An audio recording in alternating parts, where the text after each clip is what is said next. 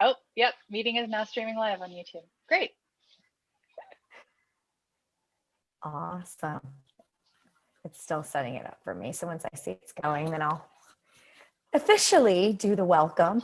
Although if it's being recorded, then we have the outtakes.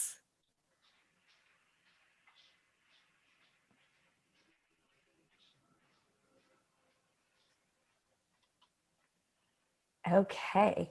Well, welcome everyone to Body Kindness Live. Oh, wait, shoot. Make this. Oh, get that? Okay. Can you hear me? Mm-hmm. Okay. All right. Okay, here we go. All right, technical difficulties. Now we're done. All right. So welcome everyone to Body Kindness Live. I'm your host, Rebecca Scritchfield, and I'm so excited to be talking with my guest today, author Koa Beck, and her brand new book, White Feminism, which is out today. It's your book birthday. Koa, thank you so much for coming on Body Kindness and talking with me today. Oh, thank you for having me, and thank you for your interest. So I have to say, as I get a lot of pitched emails, I love talking with authors. And when the title came across, I was like, oh, me, white and feminist, I need this book. But there was another really big reason why I wanted to talk to you. And then it's also that I'm a mother. I have two daughters, and especially in the last couple of years of I have thought about my identity as a mom, my responsibility in raising young white girls, and as a helping professional, my responsibilities and roles there. And, I kind of felt like once I stopped doing weight loss counseling that it was done, everything would be fine, right? And then there's so much work to be done in the counseling space, especially being, weight inclusive, gender inclusive, helping to improve people's well-being and getting them away from diet culture, but also helping people to understand how harmful diet culture has been. And I gotta say, I've had a lot of personal anger. Why did this take so long for me to learn? What were all the different mistakes in society and culture that led to the fact that I feel like I'm playing catch up and I'm never going to catch up? So I was like, when I saw the book, I was like, this is great. We're going to have a real conversation about, why did you need to write this book, the high level view. And I would also love to weave it into, we're seeing lots of, get your life back together, AKA diet ads, but now they're changing the marketing. Yeah. And I think there's still a lot to learn around the world, around health, women, bodies, size. And what I've come to know is that a lot of it is actually I just want to break open your brain and help people understand they need to learn and grow and what they can do about it. And especially if you have children or in any way are responsible for helping to raise the next generation, because we can make an impact, but what we do is going to make a huge difference. So start us off today. Well, thank you again so much for your interest, and thank you for very thoughtfully engaging with the book. That means a lot to me as the author.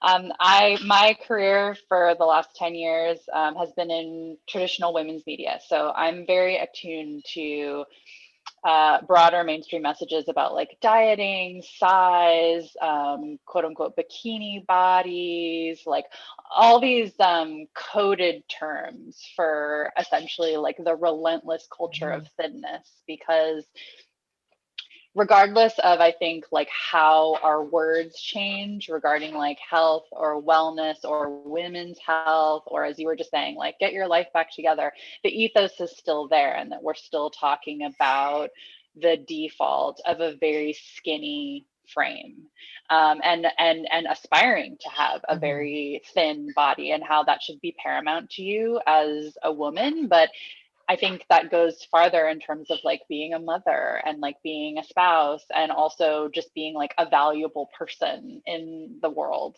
And at least for my book and my research, I think the relentless culture of thinness is a very big part of white feminism as an ideology. And I think when I was researching, the book itself is laid out as basically understanding what a white feminist ideology is. I've heard that term kind of like misused a lot or used kind of flippantly, and I made a point to basically outline what it is, how it was founded, and then also how it operates now. So there are the historical origins with sort of the white middle to upper class suffragettes who you think of as, setting up the conversation of organized women's rights in this country. And then how the ideology that they founded towards achieving gender equality operates now in a lot of like white collar spaces with like women of certain socioeconomic backgrounds. Having said that, a big facet of white feminism that is very powerful is it is very adept at sanitizing otherwise very powerful movements of a lot of their radical thinking. So for your audience specifically, like one of the things that I'm thinking of is like fat activism and fat politics in this country has a deeply historical, feminist, women of color, trans and queer inclusive history. Yet if you flip it and look at it through the white feminist lens, it becomes about like body acceptability. It's not necessarily about like fat activism, or it becomes more like about it softens and it defangs it, and it becomes about like body acceptance rather than the deeply racist and also classist ideologies that basically bring us to a culture of thinness. And like for a lot of women of color, queer people, trans people, fat activism innately overlaps with a lot of their approaches to gender and gender equality. Mm-hmm. Yeah, it is a really key distinction to make. And, it mimics my pattern of, I started dieting to be healthy, right? And there were, fits and starts and all this individual experience. I grew up on government food assistance. So interestingly, that it didn't escape, the idea that there's something you could achieve if you only looked a certain way didn't escape me. And on a personal journey, I would say absolutely there was this rock bottom about I can't ever diet again, and reflecting on growing up experiences in my household, experiences in with clients, and just seeing the failures left and right. And that initial step was, well, what would I do if I cared about my health and didn't ever want to diet again? And that's where body kindness came about, and the philosophy. And it's interesting because I realize how it could be this helpful pathway to a person feeling free from the constraints of diet culture, from the constraints of, body bias and, the thin ideal. But it doesn't do anything to change the system. Mm-hmm. And by not having conversations about how systems of oppression exist and uphold and would prioritize thinner bodies, lighter skin bodies, cishet bodies, without being able to acknowledge and name that, you might be able to make your life better. And that's great for you and the people you can have an impact on. But there is a loss in that other people aren't going to get the freedoms that they need and deserve. And we're not necessarily doing what we could do to make the world a better place for future generations. So that's not to criticize where anybody is like day one, and maybe their big celebration is, I unsubscribed from Noom. You want to celebrate that. And also, we do need to get past that comfort point of saying, I'm against diet culture, I'm against dieting. There's so much more to be for in the conversation if we're talking about collective well-being and collective freedom. Very, very, very much so. And I think that white feminism, I mean, I explore it, as I said, as an ideology that has very, much endured in terms of telling women how to achieve rights, but also like how they should be and look to achieve rights. And the overlapping of Mm-hmm. racism and fat shaming is very, very explicit Mm-hmm. in white feminism. Some of the words have changed over time, but it's Mm-hmm. still, when you think, even getting back to say like the suffragettes, when they were the middle to upper class white suffragettes who were organizing for women's rights in this country, much like a lot of like media brands today, they were very keen in that they strategized what a suffragette looked like in the house, and their reasons for doing that were that women who spoke publicly and who spoke, outside the realm of the home and like asked people to look at them and engage with them on ideas, that was considered deviant. So they wanted to basically manufacture and export an idea of who this person who was advocating for women's rights was.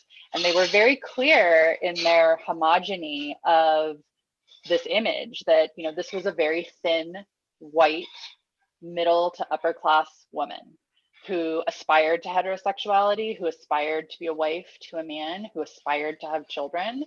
And especially from my research in this book, this is very evident in a lot of materials that suffrage groups designed in-house and quite literally sent everywhere. And in our archives, it's very clear the type of woman who they are advocating for. Mm-hmm. And, when it comes to modern times, we are seeing that diet culture has a different message or a different tone, but it still is placing some bodies as good and some bodies as bad. And I think, there is a sensitivity to where it can feel almost emotionally overwhelming to an individual who feels like, I don't know, they don't want to go there, And so I'm just curious if maybe there's somebody watching or listening who understands, a little bit about intersectionality or understands that there's this gap. How can your book kind of help them know the history a little bit more, but also be inspired to, be more vocal and make meaningful change happen? And what can you even do? Well, I think, especially if we're talking about, body expectations and fat politics specifically, I mean, even if you are, a white, cis, heterosexual woman, the mandates that you get about your body to be thin and to place thinness above all else, that is a tactic of white supremacy. And that is very much an ideology that white feminism has inherited in terms of respectability and in terms of like fashioning yourself to perform gender in a very specific way. And weight is a very, very big part of that. And the thing is, if within my book, exploring feminisms and different movements that take that body expectation into consideration, those movements are already so intersectional Mm-hmm. in terms of being very queer literate and understanding that the expectation to be super skinny is a deeply racist and classist expectation to put across all people. Mm-hmm. Um, and what would you say, like, if someone's like, well, I don't want to support like other people being mean to other people about their size. But I know I need to lose weight for health reasons or something like that. I feel like on social, that is something that I see a lot, Mm-hmm. missing the difference between individuals. What would you say to someone who feels like in that boat? Mm-hmm. Well, I think the place where like body politics and especially fat activism, inevitably lead us is to a conversation about how broken our healthcare system is. And this idea that like health Mm.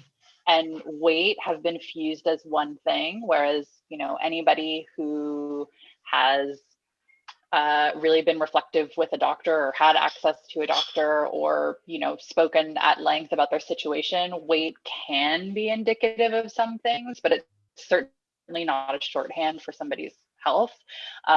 Thin people can also have high cholesterol along with like a whole host of other issues.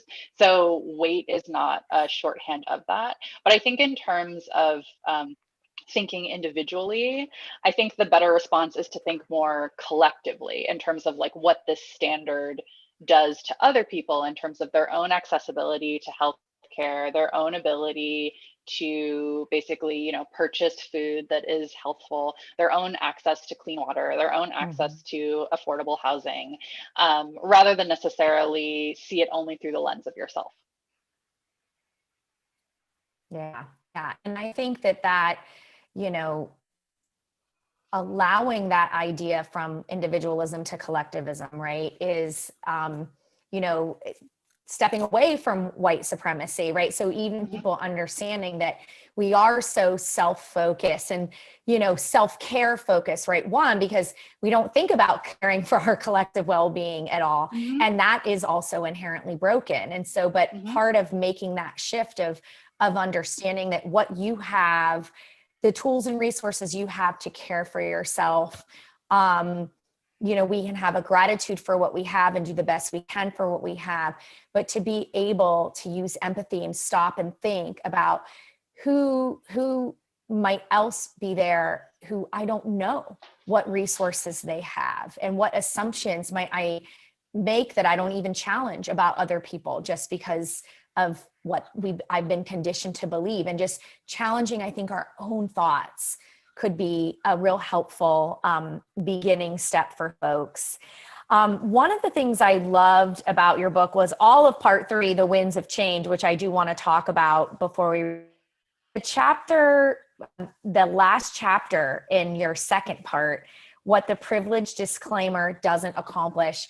I really love, because that, I would say, in the last year, right, maybe 2, right, name your privileges, you know, add your pronouns, right, big, you know, big important things, right? But I also think it could be box checking in a lot of ways, and Mhm. you know, we don't want to do Absolutely. that either. So what was your intent in chapter? And then pivot us to, like, I mean, we have, you know, administration change coming up, so a lot of things to look Mhm. forward to in this future. What would you like folks to know about that?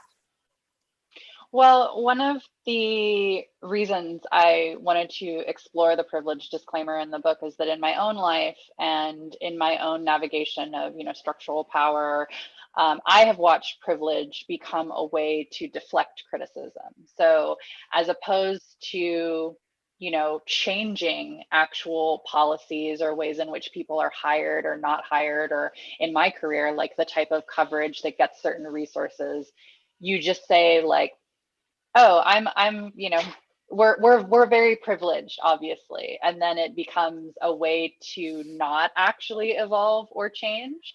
And I'm sure your listeners have had, you know, Mm-hmm. instances of that in their own life.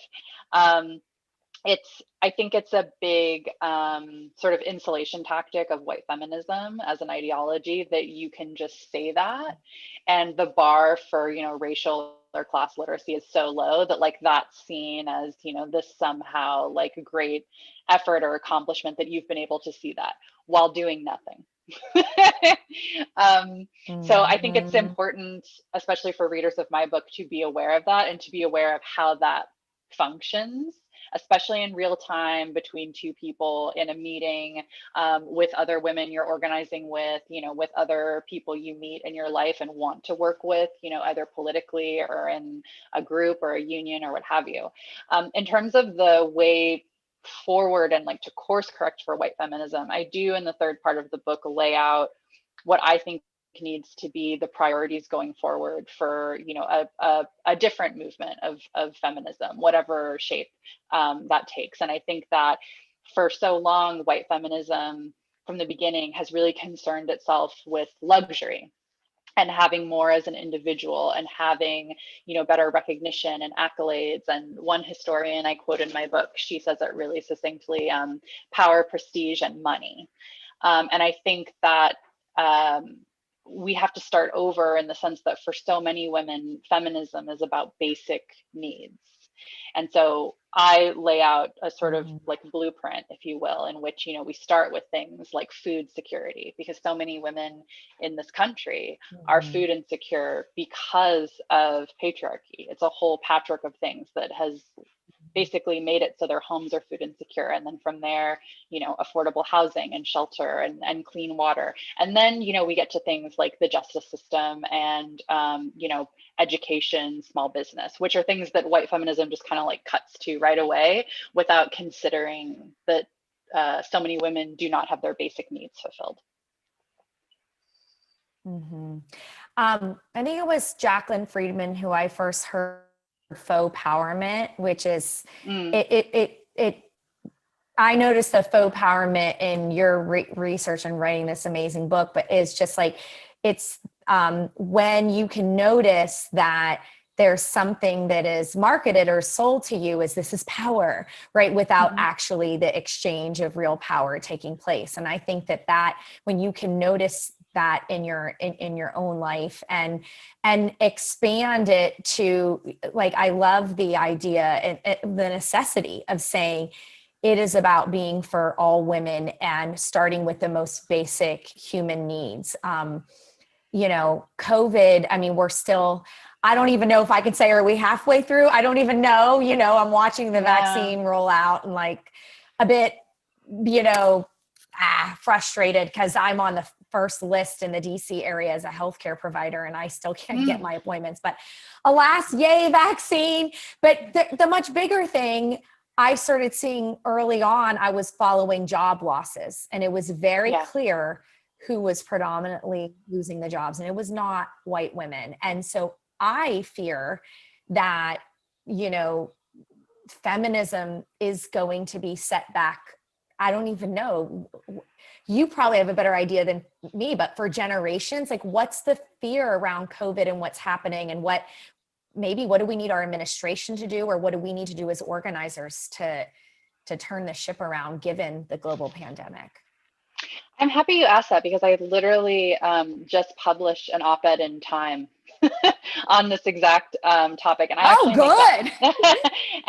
and I can send it to you if you want to include it. But I actually make the point that I don't think that the pandemic has set back feminism. I think COVID-19 has revealed the key fissures in white feminist ideology, in which, a lot of things that have traditionally been deemed women's work, like domestic labor, caring for children, cooking all the food, washing all the dishes, doing the laundry, now on top of everything else, effectively doing homeschooling.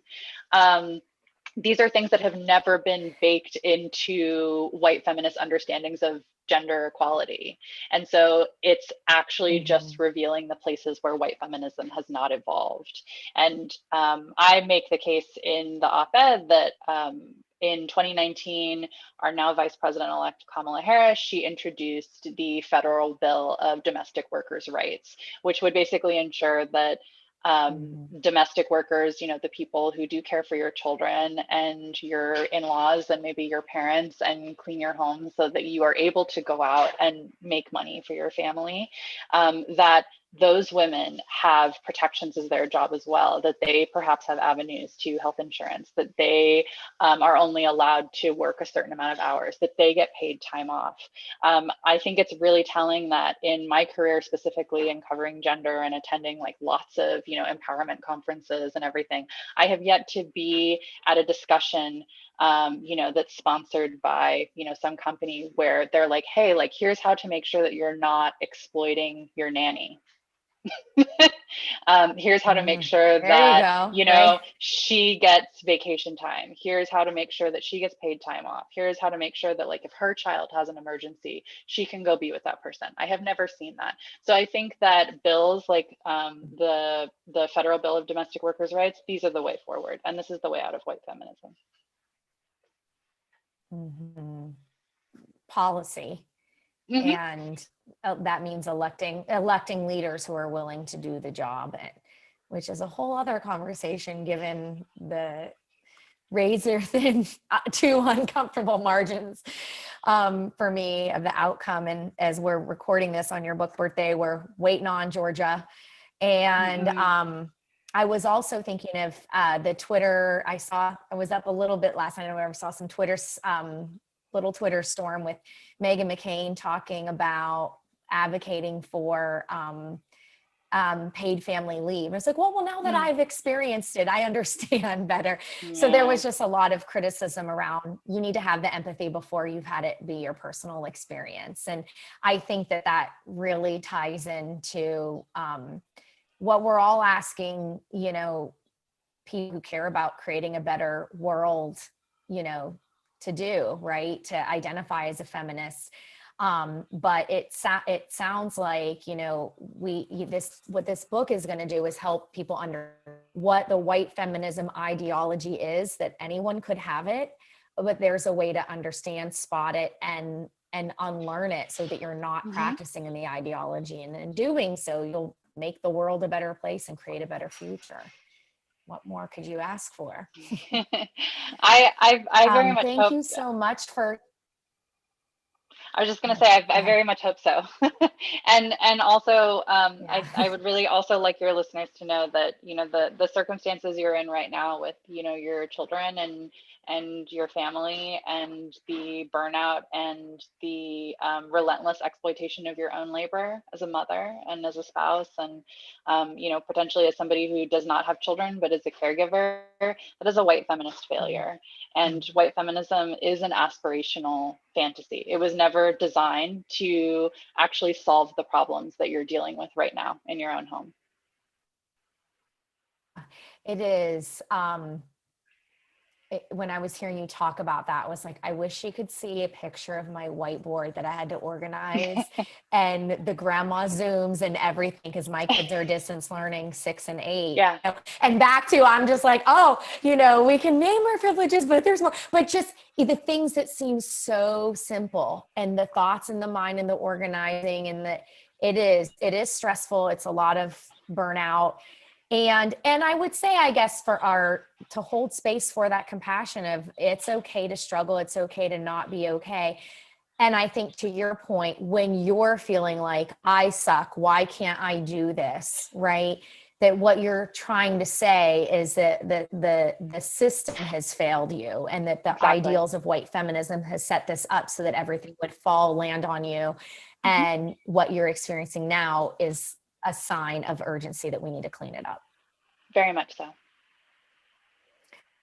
I'm so excited to read your piece in Time and link to your book and your work in this. I'm so